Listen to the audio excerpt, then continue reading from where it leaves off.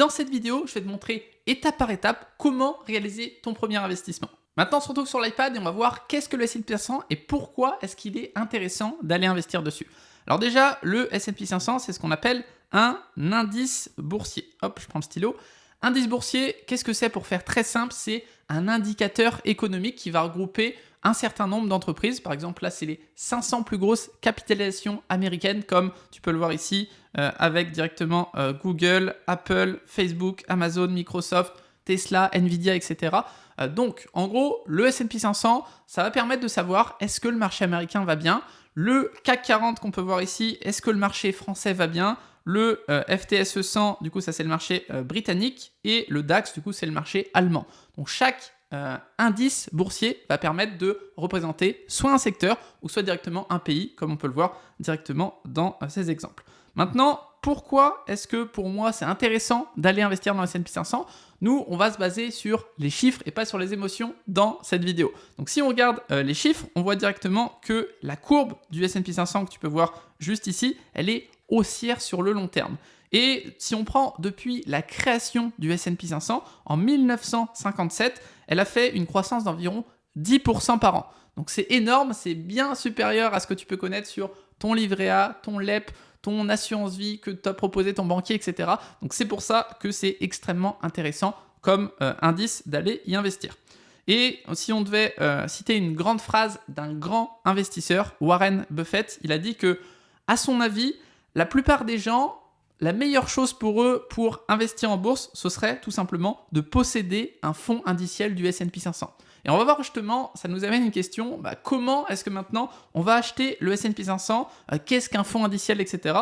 Alors, un fonds indiciel, c'est ce qu'on peut directement appeler, c'est un intermédiaire, c'est un ETF. Parce que le S&P 500, comme je t'ai dit, c'est un indice boursier, et du coup, tu ne pourras pas l'acheter en direct. Tu ne peux pas cliquer S&P 500 et l'acheter en direct comme ça. Tu devras passer par un intermédiaire, un fonds indiciel, donc un ETF.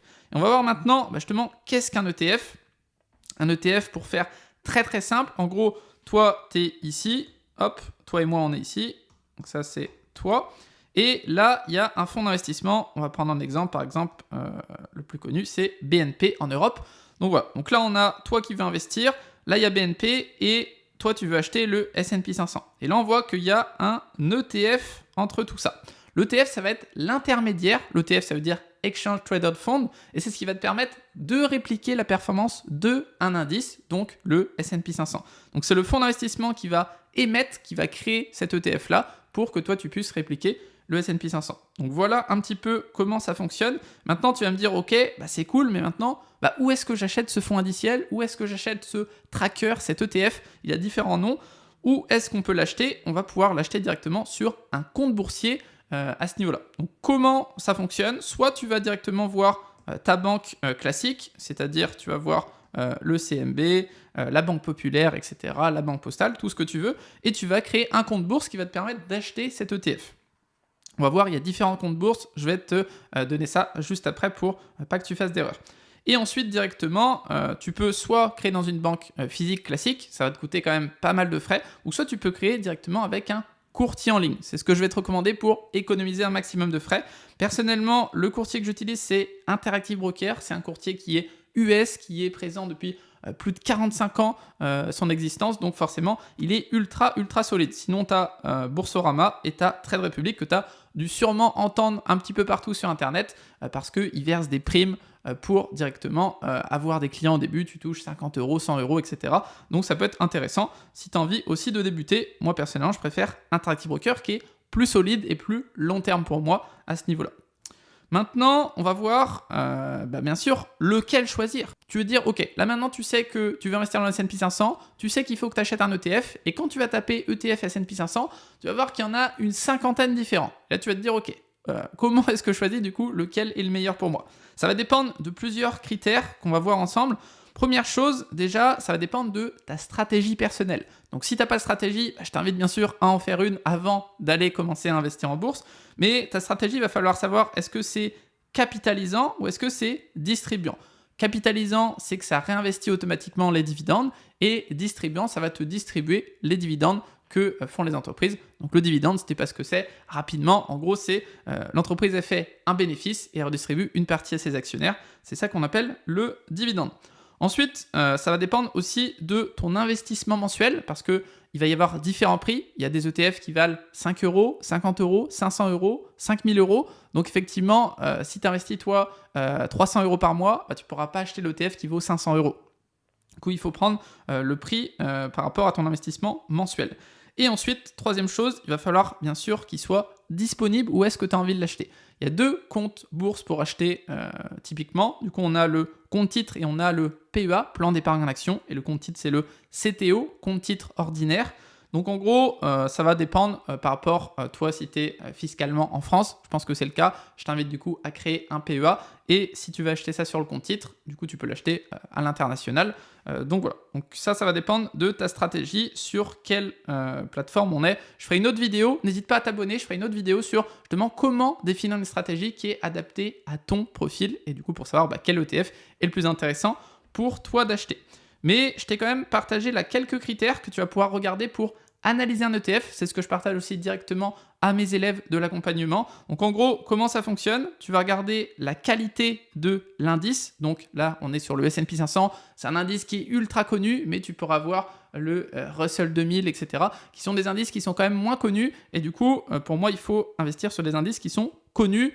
Tout dépend, comme je t'ai dit, de la stratégie, si tu veux prendre plus ou moins de risques, etc. Mais pour démarrer, en tout cas, avoir un socle passif, je t'invite à investir sur des indices qui sont connus. Donc la qualité de l'indice, ensuite tu vas regarder l'ancienneté de l'ETF. Pour moi, il faut qu'il ait plus de 10 ans. C'est ce qui va avoir un gage quand même de sécurité. Les frais directement de gestion annuels. Ensuite, l'émetteur, est-ce que c'est BNP, est-ce que c'est iShares avec BlackRock, est-ce que c'est Amundi, etc. Ça va être assez important. Ensuite, tu as la taille du fonds, tu as directement la gestion du dividende, est-ce que c'est capitalisant, est-ce que c'est distribuant, comme on l'a vu juste au-dessus. Et ensuite, l'un des éléments qui est quand même extrêmement important, surtout pour la sécurité de l'ETF, c'est le type de réplication. Est-ce que c'est synthétique, est-ce que c'est échantillonnage, ou est-ce que c'est directement physique? Donc ça, je t'invite à te renseigner à quoi ça correspond, mais en gros, ça va être la sécurité de ton ETF. Pour retrouver tous ces critères que je t'ai mis directement ici, tu as différents sites qui existent. Moi, je t'invite à utiliser Just ETF, qui est pour moi le meilleur site. Ils ont même un comparateur. Tu as juste à taper ce que tu veux. ETF, S&P 500, disponible sur PEA. Ça va te sortir directement ceux qui sont les plus intéressants pour toi. Mais pour te faire gagner du temps, je vais te partager les meilleurs selon moi. Donc attention, ceci n'est pas un conseil d'investissement. Selon ta stratégie, ça va varier. Donc c'est pour ça qu'il est important d'avoir ta propre stratégie avant de te lancer. Mais en tout cas, si ça peut t'aider, c'est avec plaisir. Donc là, moi, je t'ai mis directement les deux ETF qui sont pour moi les meilleurs. Un qui est directement sur le compte titre et un qui est sur le PEA. Comme ça, si t'es pas français, si t'es belge, si t'es suisse, si t'es au Canada, tu seras pas lésé par cette vidéo. Donc en gros, là, tu as le iShares Core S&P 500, donc qui va répliquer le S&P 500, qui va avoir des frais qui sont vraiment extrêmement faibles. Il est capitalisant, il est aussi physique et il a quand même un fonds qui est extrêmement gros, 92 000 millions, donc c'est assez énorme. Et il est créé depuis plus de 10 ans, donc ça, j'aime bien. Pareil, là on a directement le BNP Easy S&P 500, BNP Paribas. Donc ça pour moi c'est vraiment le meilleur ETF à avoir sur un PEA pour suivre le S&P 500. Donc voilà, du coup là je t'ai mis un petit peu, il est un peu plus cher au niveau des frais, capitalisant, synthétique, parce qu'il n'y a pas de physique sur le PEA, ça n'existe pas pour suivre le marché américain, donc le S&P 500. Donc voilà un petit peu pour ça. Je t'invite, du coup, comme je t'ai dit, à te renseigner en allant sur Just ETF. Comme ça, tu pourras faire tes propres recherches de ton côté. C'est ce que je t'invite à faire, pas juste à regarder cette vidéo et à se dire « Ok, je fais exactement ce qu'il me dit » sans comprendre ce que je fais. C'est très important de comprendre ce que tu fais dans l'investissement parce que c'est avec ton argent que tu le fais et que tu as quand même... T'as travaillé pour avoir cet argent-là. Si cette vidéo t'a aidé, n'hésite pas à regarder une autre vidéo qui s'affiche juste autour de moi. Je t'invite à regarder cette autre vidéo. N'hésite pas à t'abonner, à lâcher un like directement. Sur ce, prends soin de tes finances. On se retrouve dans une prochaine vidéo.